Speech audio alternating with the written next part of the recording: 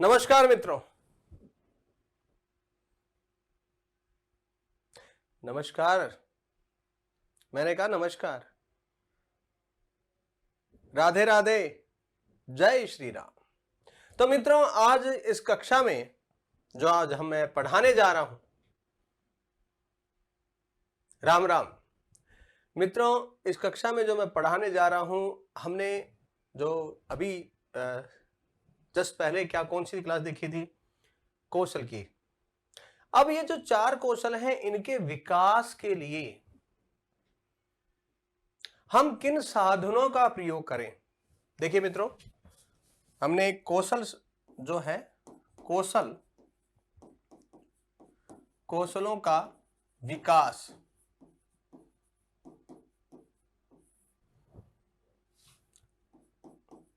के साधन और विधियां,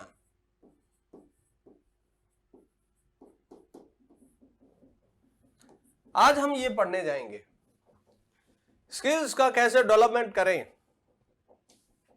बच्चे की स्किल्स कैसे बढ़ाएं।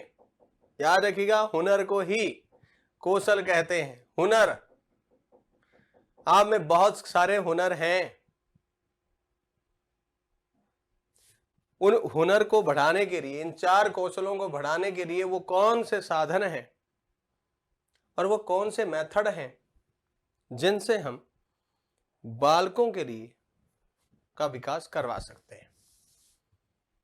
आइए मित्रों, देखते हैं, बताता हूं, समझाता हूं,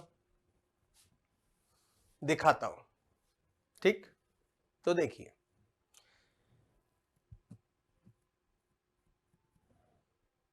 बताऊं? शुरू हो जाओ फिर।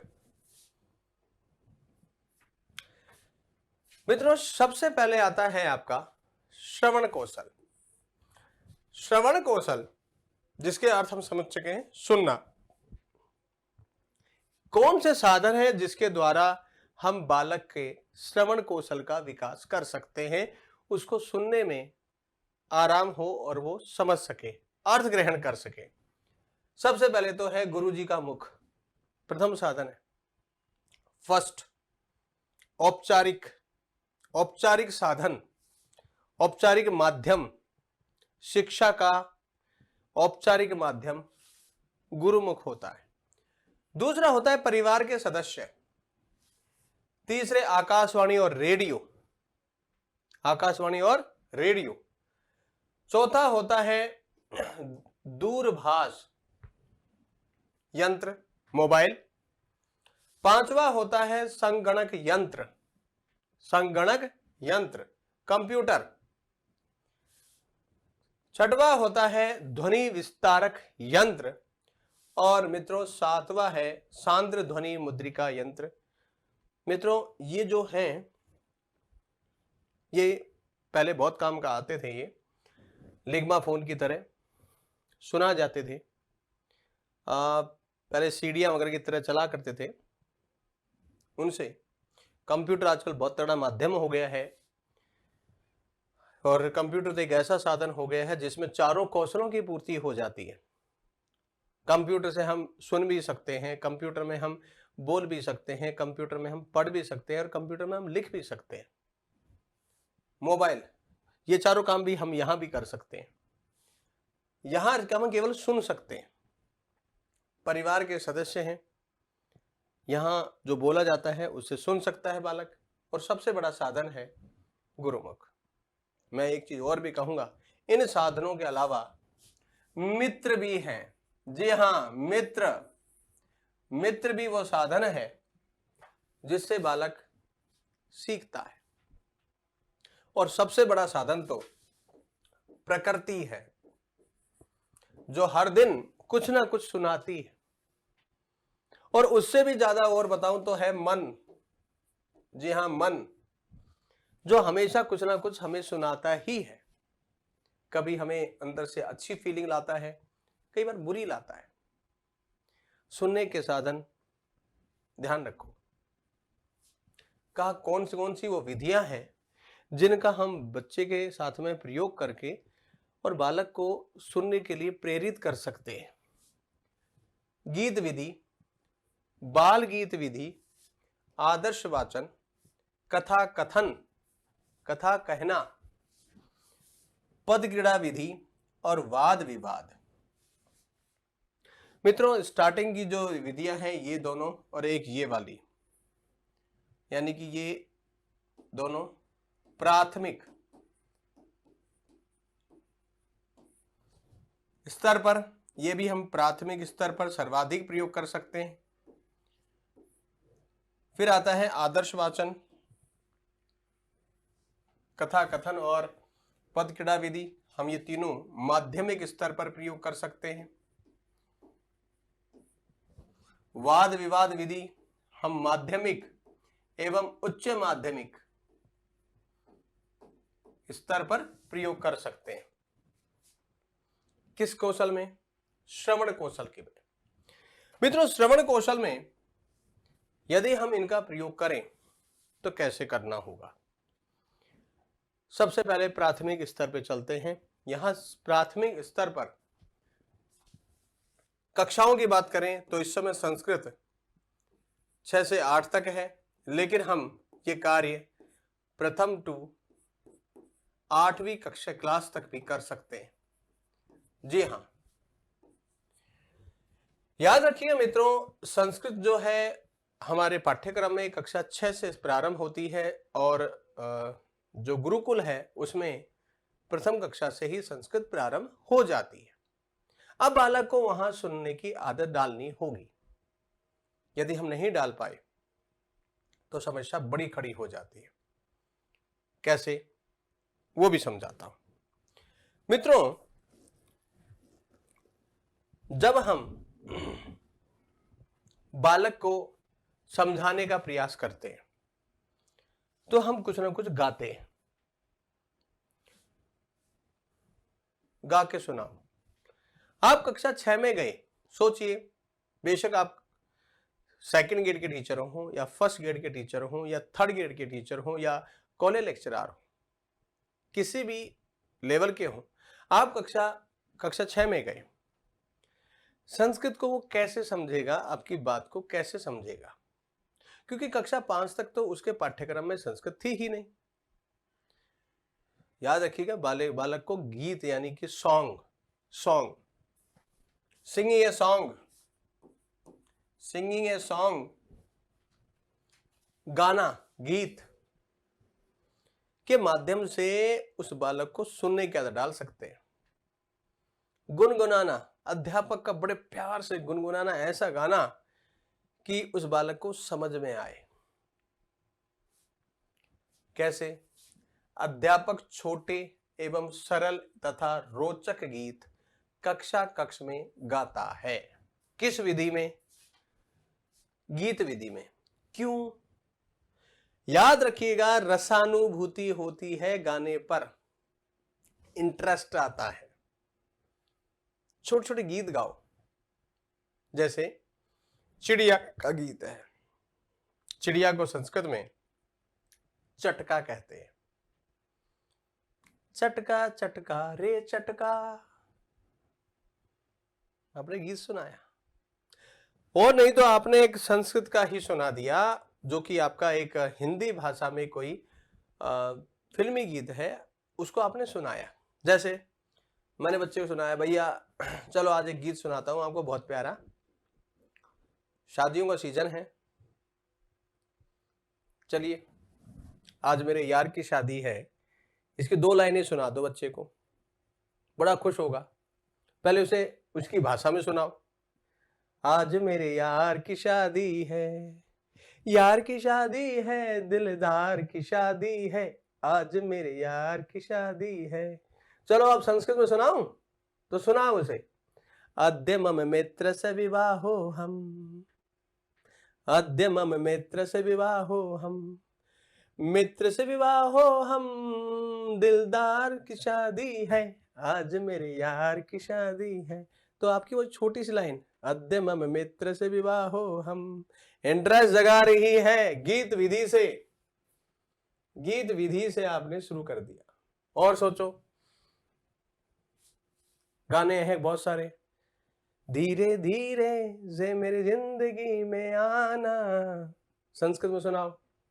सैने सैने मम हृदयम आगच्छत्, सैने दैने मम हृदयम चोर्यात्। सुनाया आपने गीत? बच्चे के बड़ा इंटरेस्ट है। और सुनाओ उसको, सुनाओ उसे, और भी सुनाओ। कहा हो मम पल पल याद सतावे रे। एक है वो हरियाणवी गीत है, तेरी आँखों का यो काजल। तो कैसे सुनाओगे इसे? त्वम नेत्रेयो कंजलम, ओ मम पलम पलम पलम पलम स्मरणम ते आयाति रे। सुनाओ। देखो फिर उस कक्षा 6 से 8 तक के बच्चे का रोमांस गाएगा वो। दूसरा है बाल गीत विधि। बाल शिशु सॉन्ग्स। ये शिशु सॉन्ग्स कहाँ होते हैं? ये बालक की पुस्तिका में होते हैं। पाठ में आए हुए गीतों को अध्यापक सरस और सरल होकर गाए या सुनाए। देखिए, मैंने भी एक बहुत पुराना था एक, इसको मैंने यहां लिखा और लिख करके मैं यहां डैश डैश लगाऊंगा। ये सुनिएगा। अब रेलगाड़ी जो हमारी होती है उसमें सभी प्रांतों के लोग होते हैं, ठीक।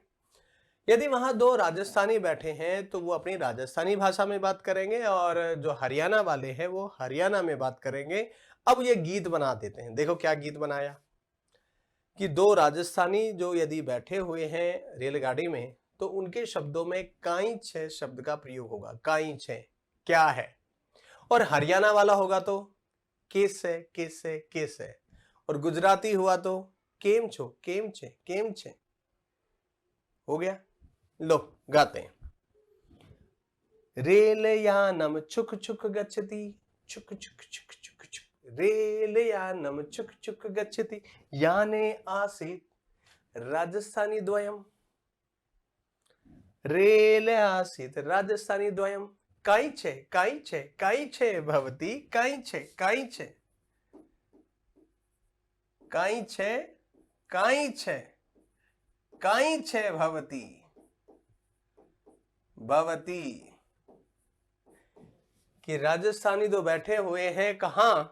रेलगाड़ी में। रेलगाड़ी छुक छुक करके चल रही है और वो कैसे बात करें? काई छे काई छे काई छे भवती। अब यदि हरियाणवी हो तो उनपे कैसे आप गीत सुनाओगे? रेल यानम छुक छुक गच्छति, याने आसीत् हरियाणवी द्वयम, कैसे कैसे कैसे भवती। और गुजराती हुआ तो गुजराती द्वयम। क्या बोलता है गुजराती? केम छे केम छे केम छे भवती। बच्चे को सुनाओ तो सही। आनंद देखो। फिर गीत तो आपने बनाया ना, ऐसा ही पाठ्य पुस्तकों में भी है। गाओ। यानी प्रथम दृष्टि में हम प्राथमिक कक्षाओं में जाएं तो पढ़ाने से पहले उन्हें गा करके सुनाओ। रसानुभूति होगी इस विषय के प्रति, उनका सुनने का जो भाव है, अर्थ ग्रहण है। हो सकता है प्राथमिक कक्षाओं में, हो सकता है बालक के इन शब्दों का, संस्कृत के शब्दों का अर्थ नहीं मालूम हो, लेकिन आपकी जो भावाभिव्यक्ति आपने जो करी है, आपने जो बोलने का आदर्श वाचन किया है, आपने उस बालक के स्तर को समझते हुए गाया है, मैं पक्का यकीन से कह सकता हूं बालक जिस दिन आप पहले दिन कक्षा में गए उस दिन आपके फैन हो गए। बिल्कुल बहुत तगड़े फैन हो गए। मेरे भी याद है, मैं एक प्राथमिक कक्षा में गया था और बच्चों का डिमांड ये था, सारे बच्चे राजस्थानी थे और उन्हें हिंदी का भी, ऐसी जगह गया था जहां पर हिंदी का भी बच्चों का राजस्थान में नॉलेज नहीं था। मारवाड़ी बड़ी अच्छी आती थी उन्हें। तो उनका कहता है सर एक गाना हमें, छोटे छोटे बच्चे थे, कोई मारवाड़ी में सुनाओ। तो उस समय मेरे दिमाग में जो आया वो गाना कभी कभी मेरे दिल में ख्याल आता है, ये था। यानी ये गाना गुनगुना रहा था, अचानक से दिमाग में आया कि कभी कभी मेरे दिल में ख्याल आता है। मैंने इसको ही सुनाया, मारवाड़ी में गा के सुनाया। क्या सुनाया? कदे कदे मारा दिल में ख्याल आवे छे कि जैसे तन्ने बनायो गयो है मार लिए। सोचिए उसका आपने कैसे उसको ट्रांसलेट किया। ये हम टीचर्स पे डिपेंड करता है। जबकि जब तक संस्कृत में आप उसको गाने की खुद प्रयास नहीं करोगे तब तक बालक का इंटरेस्ट डाउन ही रहेगा। अब आ जाओ माध्यमिक स्तर पर। कक्षा कौन सी ले लूं? 8वीं क्लास के अर्धवार्षिक के बाद ही शुरू हो जाती है माध्यमिक स्तर। जबकि क्लासों में कहा क्या, 9 to 9वीं 10वीं क्लास, 9वीं 10वीं क्लास। इस क्लास में यदि मैं इसे किस विधि का प्रयोग करूं? कहा सबसे बड़ी विधि है श्रवण कौशल की आदर्श वाचन। क्योंकि अब वो बालक एक किशोर अवस्था में आ चुका है, ये ध्यान रख लेना। बालक किशोर अवस्था में है, उसके तूफानी अवस्था है, उसका अट्रैक्शन विषम लिंगीय लोगों में है। तो आपका जितना शानदार आदर्श वाचन होगा उतना ही वो आपकी ओर अट्रैक्ट होगा। याद रखिएगा, अध्यापक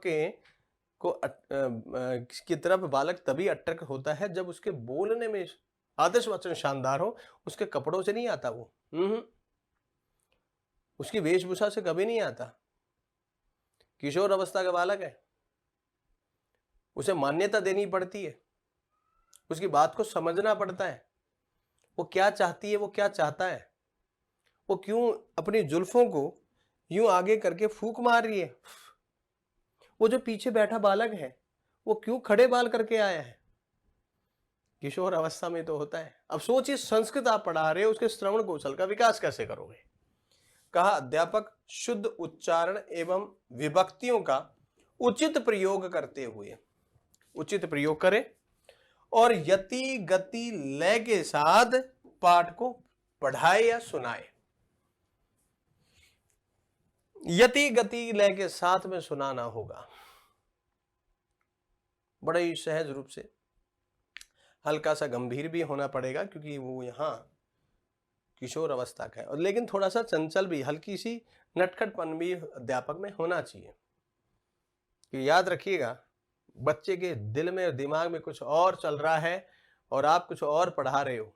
दोनों में सामंजस्य बिठाने के लिए आपका जो पढ़ाने का तरीका हो वो उस पाठ को यूं याद करवाना ना हो करके अपितु उस पाठ को इस तरह से समझाना है कि बालक की जिंदगी में जो चल रहा है, उसके मन में फीलिंग्स हैं, उनके साथ वो जुड़ जाए। जैसे शिशु लालनम है, जी हाँ, गुणवती कन्या है,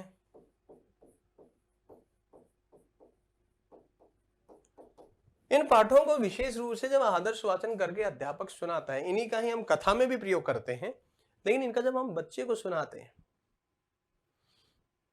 समझ में आ जाती है उसके, तब आएगी जब आप उसकी जिंदगी में जोड़ के सुनाओगे। आगे बढ़ जाओ।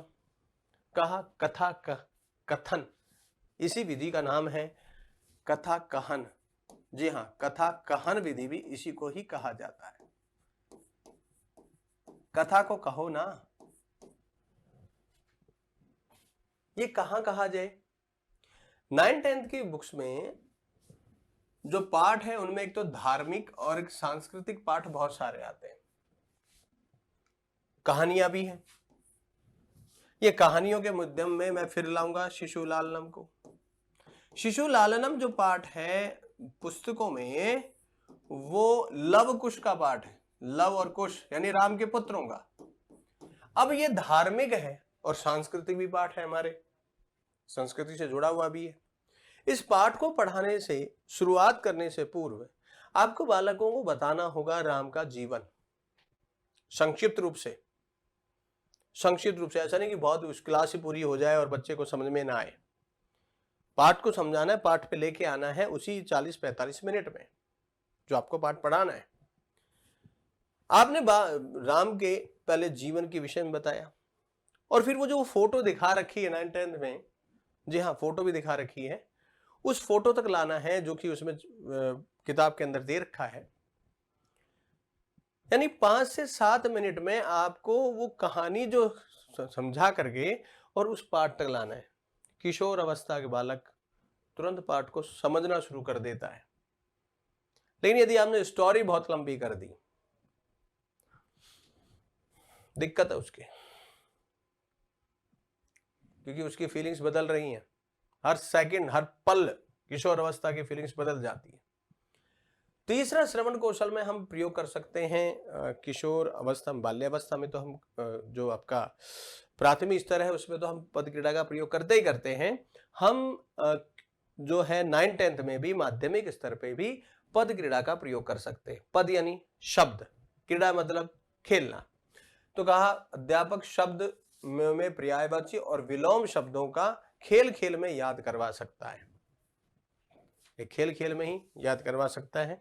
क्लास में भी जो 9th-10th होता है, 9th-10th, उसमें गर्ल्स बॉयज एक दूसरे के जितने और अट्रैक्ट होते हैं, वहीं पर गर्ल्स बॉयज उसे सबसे ज्यादा लाइक करते हैं जिसने सबसे ज्यादा उत्तर दिए। ये भी ध्यान रखना होता है। उच्च स्तरीय, ये उच्च स्तरीय में ध्यान रखिएगा। यहां पर हम माध्यमिक स्तर भी ले लेना, माध्यमिक और उच्च माध्यमिक। यहां पर डिबेट, किसी चीज को अच्छा और अच्छे के लिए बच्चे को मौका दिया जाता है। वाद विवाद में अध्यापक किसी विषय बिंदु को तर्क वितर्क के साथ में समझाता या सुनाता है। तर्क वितर्क का मतलब, जैसे मेरे पास है भगवत गीता, चलिए गीता, भगवत गीता यानी कि भगवद गीता। अब जरा से थोड़ा सा सुनिएगा। तर्क क्या होता है, वितर्क क्या होता है, वाद क्या होता है, विवाद क्या होता है। अक्सर कुछ बच्चों ने गलत अर्थ निकाल लिया है विवाद का। जी हाँ, बहुत गलत अर्थ निकाल लेते हैं। विवाद का मतलब झगड़ा ना, विवाद का अर्थ होता है सामान्य रूप से उस चीज के बारे में बताना, और उसी चीज के बारे में और विशेष बताना विवाद कहलाता है। यानी विस्तार से बताना, ना कि विवाद का अर्थ ये नहीं होता। वाद का तो विलोम प्रतिवाद होता है, विवाद नहीं होता है, ये ध्यान रखना होगा। वाद का विलोम प्रतिवाद होता है, वाद का विलोम विवाद नहीं होता है। और ऐसी स्थिति में आपने बच्चे को जो है उच्च कक्षा में भगवत गीता के श्लोक से दे रखा है। अब जिस बालक ने भगवत गीता के मान लीजिए 5 श्लोक याद है, कैसा 5 श्लोक याद है, और अब उसको एक्सप्लेन करना है, उसे समझाना है, उसका अर्थ है। तो बालक ने उस अर्थ को समझाया जो उसके अकॉर्डिंग था। याद रखिएगा, बालक अब यहां पर किशोर अवस्था में और लंबे चौड़े पे आ गया है। अब उसकी फीलिंग्स जो है वो एक ऐसी फीलिंग है जिसमें कर गुजरने की उसकी इच्छा है, कर गुजरने की। वो अपनों के लिए बेहद प्यारा है, सबसे प्यार करता है, लेकिन वो हमेशा ये चाहता है कि आप भी उसे मान्यता दें। किशोर अवस्था में सबसे बड़ी प्रॉब्लम होती है, वो बच्चा अपनी बात को उसी को ही बताता है जो उसे समझे। किशोर अवस्था में याद रखिएगा, उच्च माध्यमिक प्राथमिक विद्यालयों में, माध्यमिक उच्च माध्यमिक विद्यालयों में जो अध्यापक है उसे एक मित्र की भूमिका निभानी होती है अध्यापक के साथ में। जी हाँ, और ऐसा मित्र जो उस एज को समझे।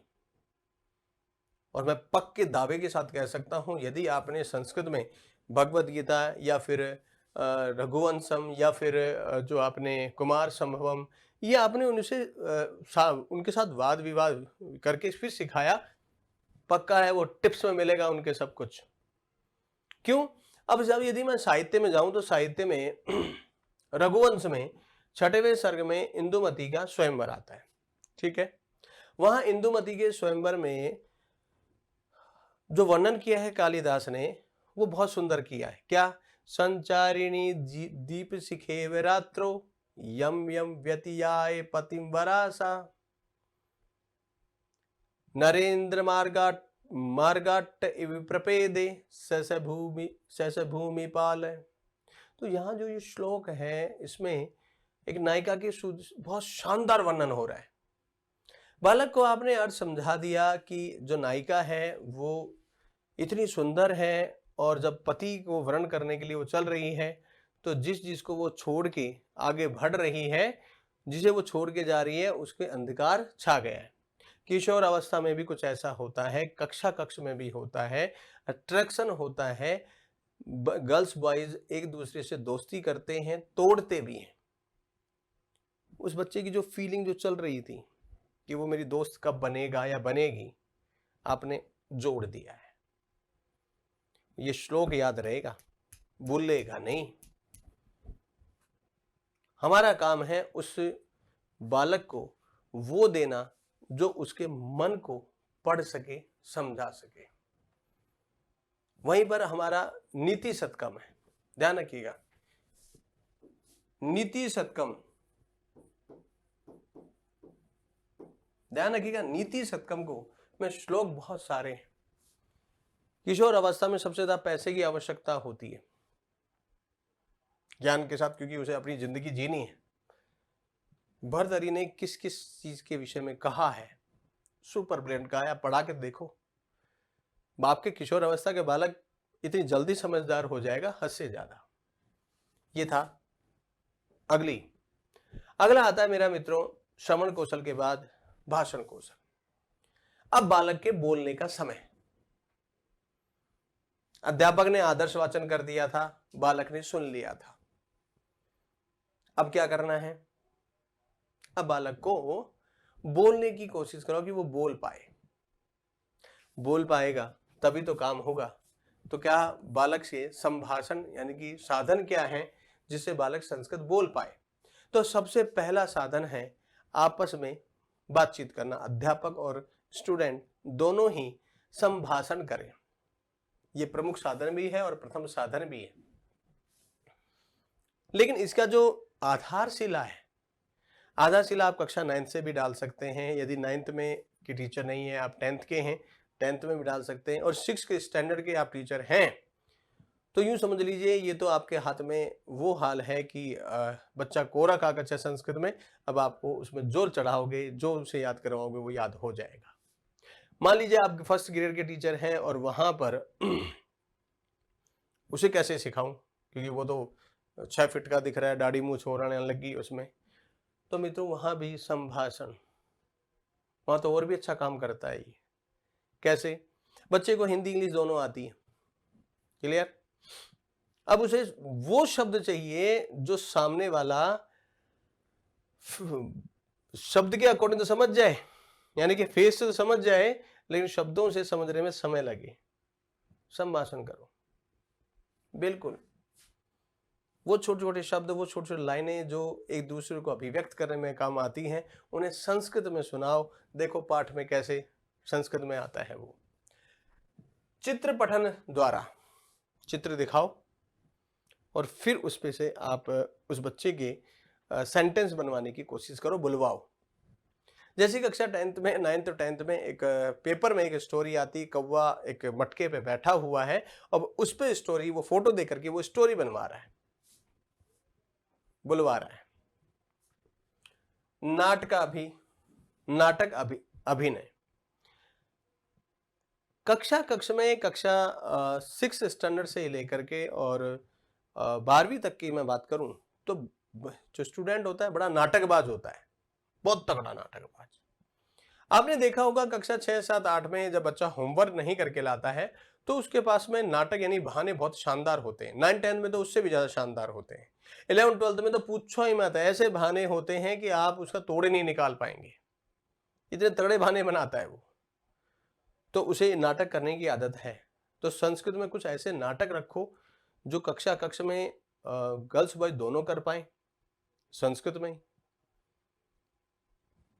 बोलना बहुत शानदार, बच्चा लाइन टू लाइन बोलेगा, बस आपका एक कदम आगे, आप हाथ आगे तो बढ़ाओ पढ़ाते समय, देखो फिर वो कैसे आपको शानदार रिजल्ट देता है। अभ्यास और अनुकरण, इस चीज के लिए मित्रों, बोलने के लिए आपको बार बार खुद भी अभ्यास करना होगा और बालक को भी अभ्यास करवाना होगा। श्लोक संभाषणम, ये और भी शानदार है। सोचिए रोमांटिक जितने भी श्लोक हैं, हाँ, जितने भी रसानुभूति वाले, सुनाओ ना कक्षा में, आप सुनाओ, उसका मीनिंग बताओ, इंग्लिश में बताना इंग्लिश में बताओ, हिंदी में बताओ हिंदी में बताओ, श्लोक सुनाओ, देखो आनंद। फिर मैंने अपनी जिंदगी में देखे हैं भाई, यानी इतना तगड़ा बच्चा फैन हो जाता है आपका कि आपको खुद को ही लगता है कि मैं क्या वाकई में ऐसा अच्छा टीचर हूं। मैंने अपने आप को कभी इतना अच्छा से नहीं समझा, लेकिन बच्चों ने ये फीलिंग करवा दी मुझसे कि सर आनंद आ गया आपकी क्लास में, जबकि मेरे में, मैं कभी सोचता भी नहीं था कि मेरे में ये योग्यता है। लेकिन जब आपके बोलने के स्केल शानदार हो और बच्चे को आपने उस स्केल में ले आए हो, उस कौशल में ले आए हो, और दोनों के दोनों संस्कृत टू संस्कृत बात कर रहे हो, तो तीसरा सोचता है यार तगड़े विद्वान हो संस्कृत के। वाद विवाद, ये तो सबसे बड़ा, जहां श्रवण कौशल के विकास में है, वहीं ये जो है वाद विवाद भाषण कौशल में भी बहुत शानदार होता है। तो मित्रों ये है साधन। अब बात करूंगा मैं भाषण कौशल की विधियां हम कौन कौन सी प्रयोग में लाएं, जिससे कक्षा में हम बालक को बहुत शानदार बोलने की आदत डालते हैं संस्कृत में। एक तो अभ्यास करवाओ, जितना हो सके अधिक से अधिक अभ्यास करवाओ, पहली विधि। दूसरा अनुकरण विधि, तीसरा वाक्य संशोधन विधि, चौथी है परिष्कार विधि, पांचवा है व्यवहार विधि और छठवीं है निरीक्षण विधि। ये 6 विधियां फिर से देखें, अभ्यास विधि, अनुकरण विधि, वाक्य संशोधन विधि, परिष्कार विधि, व्यवहार विधि और निरीक्षण विधि। इन विधियों का प्रयोग करके हम बालक को बहुत ही अच्छे ढंग से समझा सकते हैं। अब इनका हम प्रयोग करके देखेंगे। सबसे पहले हमारा आता है प्राथमिक स्तर। प्राथमिक स्तर याद रखना, कक्षा के नाम पर तो 6 to 6 to 8th क्लास। कौन सी विधि का प्रयोग करूं? सबसे पहले हम करेंगे अभ्यास की। छोटे छोटे वाक्य दें उसे बोलने के लिए। बालक को पढ़े हुए पाठ को बार बार मौखिक उच्चारण या अभ्यास करवाया जाए, उसे बुलवाया जाए। कहते ना अभ्यास, हम यहाँ पर कई बार उदाहरण दे देते हैं कि भगवद गीता में ऐसा कहा है या फिर रामायण में ऐसा कहा है। मैं एक छोटा सा बता दूं, भगवद गीता में एक बहुत अच्छी बात कही है भगवान श्री कृष्ण ने अर्जुन से, कि आप तब तक अपने आप को नहीं बदल सकते जब तक आपको किसी आदत जब बनती है, जब बार बार अभ्यास हो आपको उसी चीज का, चाहे वो सोचने का अभ्यास हो, चाहे वो बोलने का अभ्यास हो।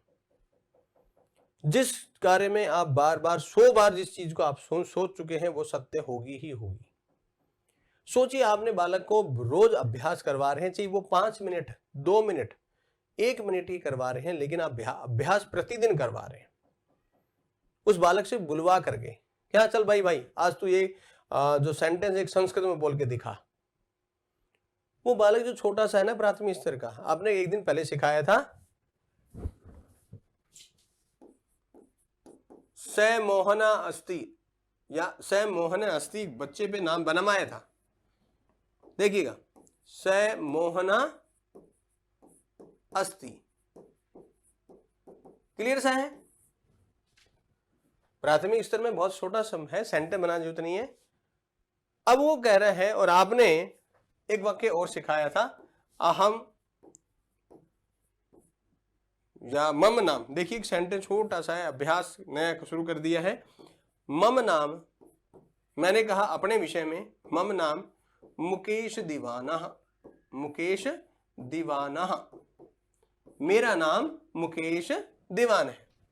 चलिए अब आपके ने एक एक बच्चे से पूछा, चलिए भैया सेंटेंस बताओ, भवतः नाम किम, तो बालक नाम है जो शब्द था उससे समझ गया, भवतः नाम, व्हाट इज योर नेम। प्राथमिक स्तर में अंग्रेजी में कहोगे ना आपका नाम क्या है, संस्कृत में कह रहे हो भवतः नाम किम। तो आपने उसे सिखाया था अपने विशेष में कि मम नामा मुकेश दीवान है, भवतः नाम किम। अभ्यास करवाओ, एक सेंटेंस दे दिया, दूसरा सेंटेंस दो, सिखाओ उसे। अभ्यास में तो भाई साहब पूरा पाठ याद हो जाता है। और हम अध्यापकों को पूरा साल मिलता है, छोटी छोटी किताबें होती हैं, 45 मिनट 40 मिनट बहुत होते हैं कक्षा में प्रतिदिन, बहुत होते हैं। अनुकरण विधि, अनुकरण, फॉलो करना, फॉलोवर है ना, कहते हैं आपको फॉलो करने वाले फॉलोवर जितने बढ़ेंगे उतने ही आपको लोग जानेंगे। तो अपनी बात को फॉलो करवाओ, उससे बुलवाओ। गीतों और कथाओं का अध्यापक आदर्श वाचन के बाद छात्रों से अनुकरण करवाता है। पहले खुद पढ़ाता है और फिर आदर्श वाचन के बाद में उस बालक से बुलवाते हैं। बोलने की आदत पड़ गई उसे। कहते हैं हमारी जीभ को दो सबसे बड़ी आदत है, जिस चीज का अच्छा टेस्ट आने लग गया उसे वो नहीं बोलता, और यदि उसके बाद में एक बार आदत जीभ को पड़ गई उसके बाद में वो प्रतिदिन वो करता है, चाहे अच्छी लगे चाहे नहीं लगे। जैसे कि हमारी रोटी, अब सोचिएगा हम प्रतिदिन रोटी खाते हैं या चावल खाते हैं, सही बताना आप, चाहे बाहर का फिर कुछ भी खाया हो, पेट तो रोटी खाने या चावल खाने पर ही भरेगा, चाहे कितनी मैगी नूडल्स खा लो, चाहे आप, तो जीभ का नंबर एक। नंबर दूसरा, बोलने में एक बार जिस भाषा की लत पड़ गई, वो कहते हैं ना लत पड़ जैसी शर्माया ना करे, है ना, तो वैसे ही कहा लत पड़ जाना चाहिए, बच्चे को आदत हो जानी चाहिए बोलने की। फिर देखो आनंद, आप उसे हर सब्जेक्ट के शब्दों को संस्कृत में जोड़ने का अनुकरण तो करवाएं एक बार। देखिए वो प्राथमिक कक्षा का बालक है, वो हमारे एक देश में चल रहा है सनातन धर्म, सनातन धर्म ऐसा सनातन धर्म का विकास करेगा कि आप कहोगे कि उस बालक को हिंदी, संस्कृत और जो है अंग्रेजी तीनों पे शानदार कमांड हो जाता है उसका बोलने पर। फिर आता है वाक्य संशोधन विधि। अब बालक के जो बोला, बालकों ने जो उच्चारण करते समय बोला, अब उसमें क्या हुआ, जो सेंटेंस जो बोला उसमें कुछ शब्दों में अशुद्धता कर दी, बोलते समय कुछ शब्दों में अशुद्धता कर दी, या वाक्य जो बनाया था उसमें अशुद्धता कर दी। तो आप क्या करेंगे, आप जो है उनकी त्रुटियों का क्या करेंगे, संशोधन करेंगे। संशोधन का मतलब उसे सही करेंगे। वाक्य संशोधन विधि, बोलते समय ध्यान रखना, बोलते समय भाषण कौशल में। माध्यमिक स्तर, माध्यमिक स्तर का मतलब क्या है, कक्षा 9 और 10, मैं तो इसे कहूंगा कि 12 तक ले लो। परिष्कार विधि, परिष्कार विधि का मतलब है किसी शब्द की अशुद्धता को सामूहिक रूप से या व्यक्तिगत रूप से या फिर व्यवहारिक रूप से शुद्ध करना, परिष्कृत करना, सही करना कहलाता है। चलिए क्या है इसके मित्र में, कि कक्षा में पाठ को पढ़ाते समय छात्रों द्वारा की गई अशुद्ध उच्चारण को परिष्कार किया जाता है। किसको, अशुद्ध उच्चारण को। अशुद्ध उच्चारण को सिखाने के लिए कक्षा में व्यक्तिगत या सामूहिक उच्चारण करवाया जाता है। यही हालत किसका है, व्यवहार विधि का भी। कक्ष में या कक्षा के बाद भी बालक के साथ में जो है मित्रवत व्यवहार करते हुए उसके बोलने में की त्रुटियों को सही किया जाता है। निरीक्षण, निरीक्षण, जब बालक बोल रहे हों, जब बालक बोल रहे हों उस समय अध्यापक सुन करके उनकी अशुद्धता को बोर्ड पे लिख करके शुद्ध उच्चारण करके सिखाएगा। अध्यापक द्वारा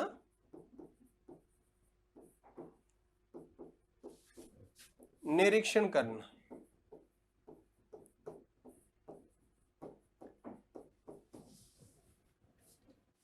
और इन सबका एक ही उद्देश्य है कि बालक क्या कर पाए, क्या कर पाए, श्रुत्वा मौखिक अभिव्यक्ति। इन सारी विधियों का एक ही उद्देश्य है, समस्त विधियों का भाषण कौशल की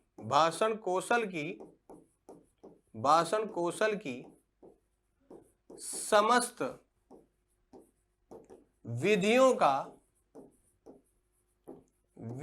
का मुख्य उद्देश्य,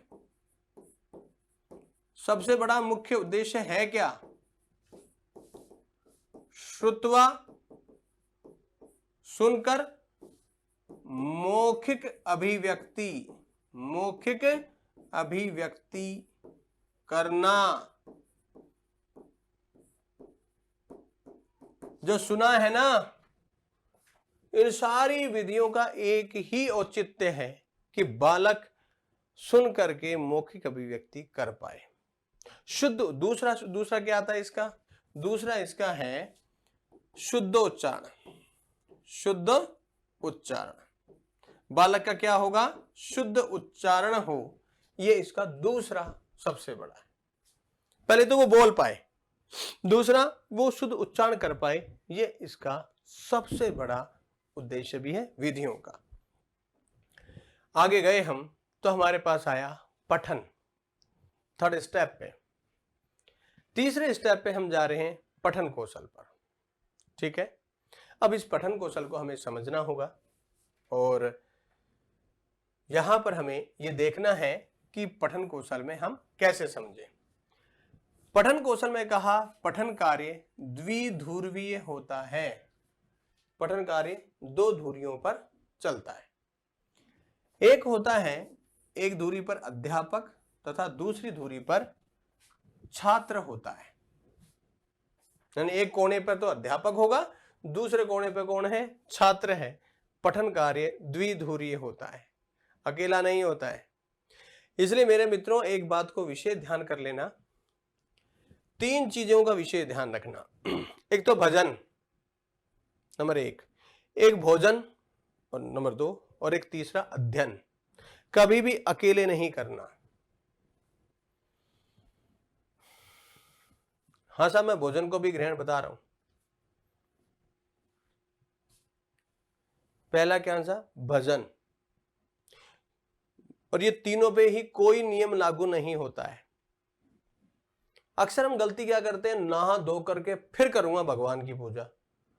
अच्छा जी, जिस दिन नहीं नहा पाए उस दिन मन की स्थिति बताना।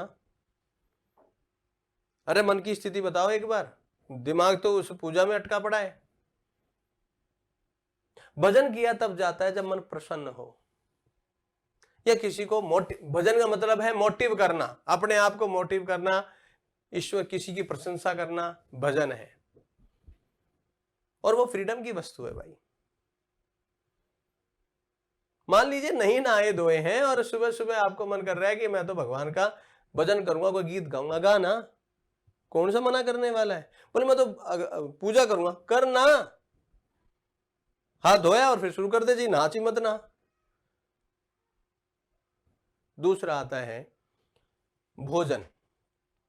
मित्रों ध्यान रखना, जो भोजन है भूख लगे तब करना चाहिए। जी हाँ, जब भूख लगे तभी भोजन करना चाहिए, क्योंकि ये हमारे शरीर का प्रोसीजर है। रूटीन मत बनो कि आज 1 बजे तो मुझे खाना खाना है, 2 बजे मुझे सोना है, 3। अरे खाने की तो फ्रीडम है, जब भूख लगे जब खाना है। ठीक। और तीसरा होता है अध्ययन करना। अध्ययन करने के लिए भी आपको इच्छा डेवलप करनी होगी, अपने अंदर इच्छा अध्ययन करने डालनी होगी। कहा सर बहुत सारे विचार आते हैं, अध्ययन कर ही नहीं पाते। शरीर को थका दो ना, घूम के आओ, ढंग से पानी पियो और फिर पढ़ो इसे, फिर देख मैं बताता हूं याद कैसे नहीं होगा। कहा पठन कौशल में सर्वाधिक महत्व अर्थ ग्रहण पर होता है। सोच के देखिएगा, अर्थ ग्रहण तब होगा जब आपके पास फ्रीडम होगा। अपने आप को बांधो मत भाई, सृष्टि के कोई नियम नहीं है ऐसे बंधने के। वो कहता है खुद पे विश्वास रख और पठन ग्रहण अर्थ ग्रहण हो जाएगा। चौथा कहा इसका मुख्य उद्देश्य शुद्ध उच्चारण के साथ अर्थ ग्रहण। ध्यान रखना भाषण कौशल का मुख्य उद्देश्य शुद्ध उच्चारण करवाना है, लेकिन पठन कौशल का मुख्य उद्देश्य शुद्ध उच्चारण के साथ अर्थ ग्रहण करवाना है, अर्थ ग्रहण करवाना है। तो मित्रों इस चीज को ध्यान रखो, ठीक है। और इस कक्षा को हम आगे और बढ़ाएंगे नेक्स्ट क्लास में, उसके लिए आप तैयार रहो, ठीक है। लिख लो।